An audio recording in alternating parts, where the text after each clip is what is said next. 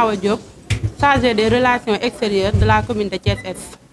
Avant tout d'abord maa ngi féliciter jeunesse bi nga xam ne ñoom lañu àndaloon di liggéey te ñu nekk fii ci salle bi tey ndax fii tey boo nee Thiès-Est jeunesse bi nekk ci salle bi moo tax ñu naan Thiès-Est. Ablaye Dieye nag néewul kaay leen yan ma ñun ñoo ni ko kaay ñu yan la te kaay ñu yan la moo gën a yomb kaay leen yan ma par rapport ak Yankhoba Diattara mi nga xam ne profitard la jël nuñ koy waxate ministère bi nga xam ne moom lañ ko dénk nii tey mu bëgg cee téye yenn jeunes yi en otage ñun ñu ni jeunes yi nga xam ne ñoo àndoon ak Pape Bassirou Diop te ñu koy leeralaat fii ñun ñoo yor suñu cëggalu guy jël suñu engagement personnel engagé wul Pape Diop ñun la engagé Pape Diop nag ñu koy xamal ni ko biir parti réew mi lépp loo xam ne daf koo soxla bu ñu ci wooyee dañ ko ci fekk ci sauf élection municipale yi élection municipale yi ñoo jël suñu décision bopp xool ka ni Idrissa Seck soit yi mu def Thiès benn baaxu ci tey ji boo xoolee mu ngi li koy prouver mooy liste yi ku dul nitu Yankhoba Diattara nekkoo ci Yankhoba Diattara nag ñun ñu koy xamal ni ko ñun jeunesse su Thiès-Est ministère am bii mu yor tey ba di ko tiitaroo ba tey ji mu ciy jaay doole ñun ministère am bii mu yor ak mbëbës la ñu yemale soxlawuñu fa ñaar dërëm ñun Ablaye Dieye ñoo ko xool mu doy ñu te tey ji Idrissa Seck man damaa yaakaaroon ni tey buy tegg ay Pape Bassirou Diop di tegg ay Aline Sow jour ba muy woote dafa waroon a woote pour tegg Yankhoba Diattara parce que Yankhoba Diattara du choix boo xam ne bu baax la ci Thiès ville ndax li mu fi defoon 2002 ba 2014 lépp a ngi fi tege Yankhoba Diattara bu fekkee moom day gëmloo Idrissa Seck que ni maire yi fi nekk dañ doon sàcc suuf ak lii moom mooy sàcc number 1 moom tey ji bu ñu xooloon palmarèsam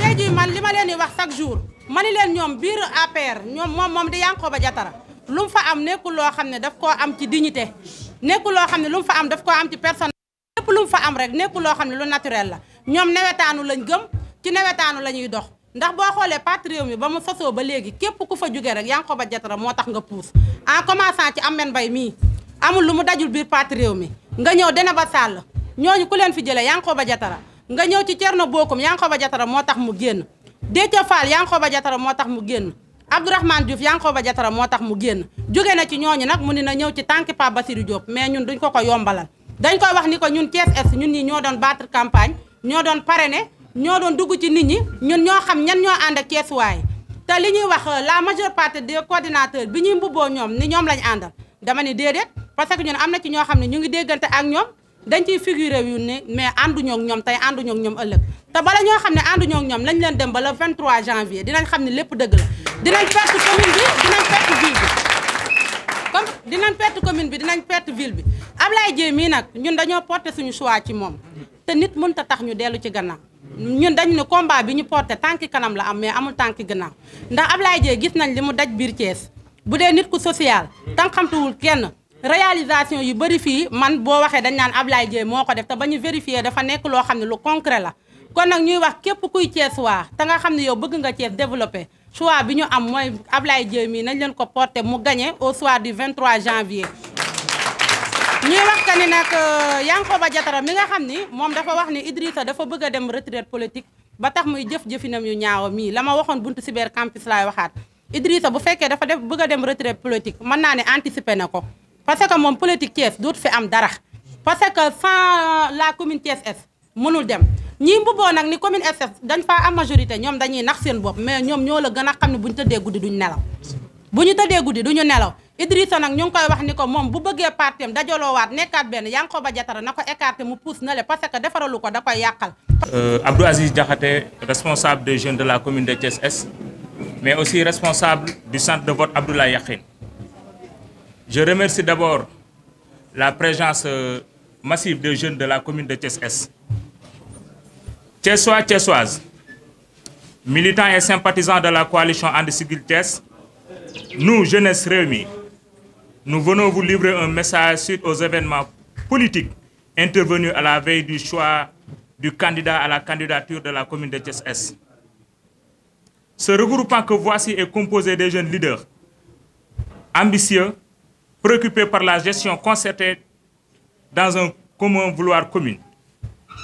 Notre choix portait sur le maire Pape Bassirou Diop parce que étant le candidat idéal, rassurant, par son bilan positif en outre pétri de qualité ci-dessus, comme on le dit en wolof, le kersa, le ngor et le jom, mais aussi le fulla et le fayda. De par sa générosité, sa courtoisie et travailleur, bref, un sage au service de l'humain. Cependant, notre rêve fut brisé à 72 heures définitive par le président Idrissa. Après un intense lobbying de M. Yankhoba Diattara, je précise, un intense lobbying de M. Yankhoba Diattara, dans un désir égoïste de vouloir remplacer Idrissa Seck de son vivant, et avec la complicité de Mme Garmi Fall, Fandiaï Tamsir, et ses lieutenants, ses alcoolites, je vais dire même, M. Cheikh Tidiane Lo, Elhadji Cissé Bey et Ali Tunkara. Toutes ces prétendants fantos, personne n'est... D'abord, je précise que personne n'est coordinateur parmi ces gens. Personne n'est coordinateur de centre de vote. N'est-ce pas? Là, c'est un signal fort pour corriger et appeler les différents aspirants à plus de retenue et de responsabilité. Hélas, le jeu était déjà pipé, la raison mise à nu et le forcing l'emporta. Pape Bassirou Diop, notre préférence fut reculée au profit d'un candidat impopulaire, moins connu, et méconnu aussi par le public thiessois. Et avec ces limites frappantes, je vais m'en limiter là. Nous pouvons supporter cette décision précipitée, prise de manière unilatérale. Nous avons pris le courage à deux mains. Bien sûr, je précise, nous avons pris le courage à deux mains. Nous, jeunesse Rewmi Thiès Est, nous avons pris le courage à deux mains. Après concertation, puisqu'en politique, certains peuvent penser que ce n'est pas Bassirou Diop qui nous a envoyés ou bien, mais nous précisons, nous avons pris notre responsabilité à deux mains, sans l'aval de qui que ce soit.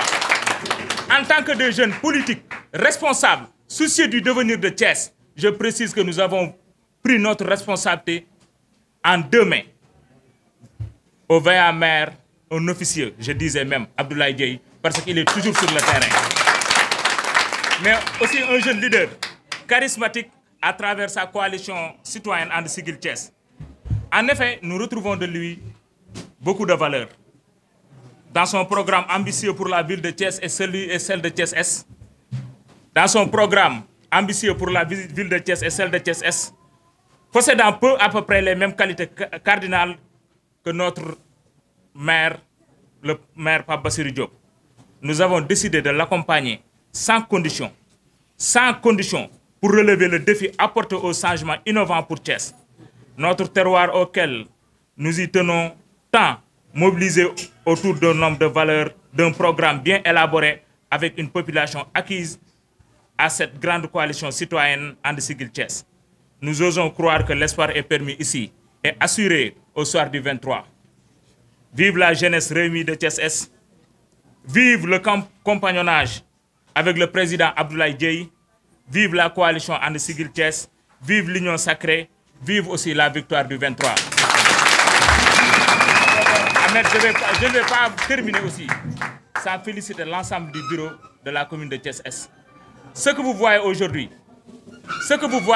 je le précise, à l'opinion nationale, c'est la jeunesse de Thiès Est qui s'est engagée. C'est la jeunesse de Thiès Est qui devait être écoutée au profit de la commune de Thiès Est, mais aussi au profit du parti Rewmi. Nous précisons aussi que l'engagement que nous avons pris aujourd'hui d'accompagner le maire Abdoulaye Dieye pour les élections à venir du 23 janvier 2022, nous vous disons que l'engagement, nous l'avons pris en toute responsabilité, en toute responsable politique. Je vous remercie pour l'assistance. Cheikhou Ifra Diallo. Et je suis en même temps aussi chargé de la propagande et de la communication au niveau du centre de vote de Diamaguène. On va remercier notre coordonnateur Abdou Aziz Diakhaté de par sa loyauté, son dynamisme, son courage et son engagement. On ne pouvait pas commencer cette nouvelle ère sans lui rendre cette grâce. Vous savez, la politique, c'est comme un train. À chaque gare, il y a des passagers qui montent et il y a des passagers qui débarquent. Moi, depuis que j'ai commencé la politique, j'ai toujours cheminé avec Rewmi. Il est arrivé à un moment où je pense que je suis arrivé à un gare où je dois débarquer. Je les félicite aussi pour tout ce qu'ils ont fait et tout ce qu'ils ont réussi. Mais aussi, on a vu qu'à Thiès, il est priorité.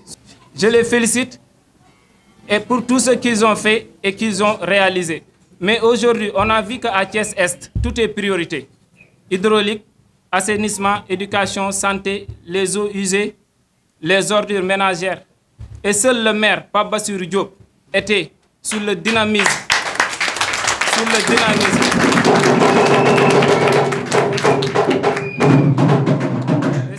Et seul le maire, Pape Bassirou Diop, était sur le dynamisme et la voie de les réaliser. Vraiment, on a décidé de faire une forte coalition autour de l'essentiel pour le bien-être de Thiès-Est. Et c'est pourquoi, autour d'une forte coalition, autour de Ablaye Dieye, nous avons décidé de prendre notre destinée en main. Et Inch'Allah, avec Abdoulaye Dieye, le développement est possible.